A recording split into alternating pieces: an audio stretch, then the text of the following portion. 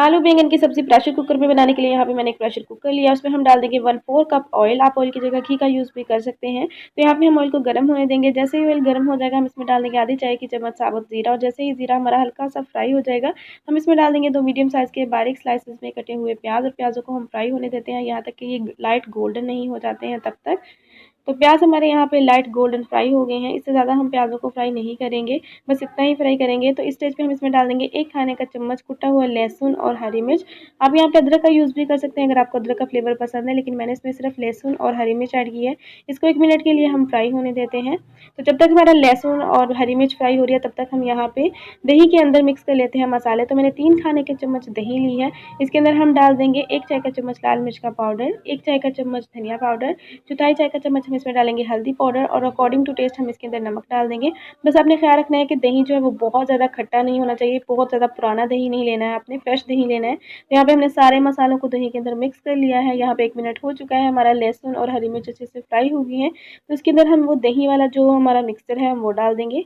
तो आज की सब्ज़ी हम बगैर टमाटर के बना रहे हैं, इसलिए हमने इसमें दही का यूज़ किया है। तो अगर आप टमाटर इस्तेमाल कर रहे हैं तो आप दही का इस्तेमाल मत करें। दही और मसाले जो है वो हमने इसमें डाल दिए हैं, और हमारे मसाले जल ना जाए इसके लिए हम जो वो कटोरी है ना मसालों वाली, उसमें थोड़ा सा पानी ऐड करके उसे अच्छे से मिक्स करके वो इसके अंदर डाल देंगे, ताकि मसाले हमारे ज़ाया भी ना हो। तो यहाँ पे हम मसाले को अच्छे से 2 से 3 मिनट के लिए भूनने देते हैं, जब तक कि ये ऑयल नहीं छोड़ देता है। तो मसाला हमारा यहाँ पे अच्छे से भून गया है। मसाला भूनना बहुत ज़रूरी है ताकि मसाले का कच्चापन ख़त्म हो जाए। मसाले का कच्चापन ख़त्म हुआ हो तो सालन हमारा बहुत टेस्टी बनता है। तो यहाँ पे मैंने हाफ केजी आलू और बैंगन लिए थे, जिनको मैंने काट के क्यूब्स में पानी में डाल के रख दिए थे, ताकि बैंगन हमारे काले ना पड़ जाएँ और आलू भी काले ना पड़ जाएँ।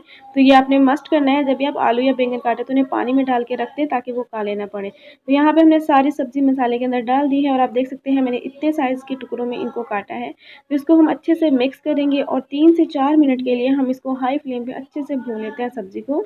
3 से 4 मिनट हो चुके हैं यहाँ पे हमारी सब्ज़ी को भूनते हुए। सब्ज़ी हमारी बहुत अच्छे से भून गई है। तो स्टेज पे हम इसके अंदर पानी ऐड करेंगे सब्जियों को गलाने के लिए। तो पानी इसके अंदर थोड़ा ही जाएगा, मैंने इसके अंदर आधा कप पानी ऐड किया है, ज़्यादा पानी हम इसके अंदर नहीं ऐड करेंगे। तो यहाँ पे हमने पानी ऐड करके सब्ज़ी को अच्छे से मिक्स कर लिया है, इसे हम कवर कर देंगे। कवर करके हम इसे 10 मिनट के लिए वेट लगा देंगे हाई फ्लेम पे। याद रहे कि टाइम आपने वेट हिलने के बाद नोट करना है, उससे पहले नहीं करना है। तो जब तक वेट लगा हुआ है तब तक अगर आपने मेरे चैनल को अभी तक सब्सक्राइब नहीं किया है तो फटाफट से सब्सक्राइब कर दें। वेट को हिलते हुए यहाँ पे 10 मिनट हो चुके हैं। तो इस स्टेज पे हम इसकी फ्लेम को ऑफ कर देंगे और इसका वेट उठा देंगे। सारी स्टीम निकल चुकी हैं, तो आप देख सकते हैं माशाल्लाह से हमारा सालन जो है वो बिल्कुल रेडी हो गया है। तो 10 मिनट के अंदर ही फटाफट से हमारा आलू बैंगन का सालन रेडी हो गया है। तो यहाँ पे हम इसको अच्छे से मिक्स करेंगे, और बैंगन आलू बैंगन की सब्ज़ी में बैंगन जो है वो मैश ही होते हैं। तो यहाँ पे हम इसको चम्मच चलाते हुए 2 मिनट के लिए खुला रख के पकाएंगे, इससे इसका फ्लेवर जो है वो एनहेंस होगा। 2 मिनट हो चुके हैं, यहाँ पे इसकी फ्लेम को हम ऑफ कर देंगे और हमारा मज़ेदार आलू बैंगन का सालन रेडी हो गया। तो आई होप आप लोगों ने आज की रेसिपी को एंजॉय किया होगा। थोड़ा सा भी एंजॉय किया तो फटाफट से लाइक कर दें। मिलते हैं नेक्स्ट ऐसी ही रेसिपी के साथ, तब तक के लिए अल्लाह हाफ़िज़।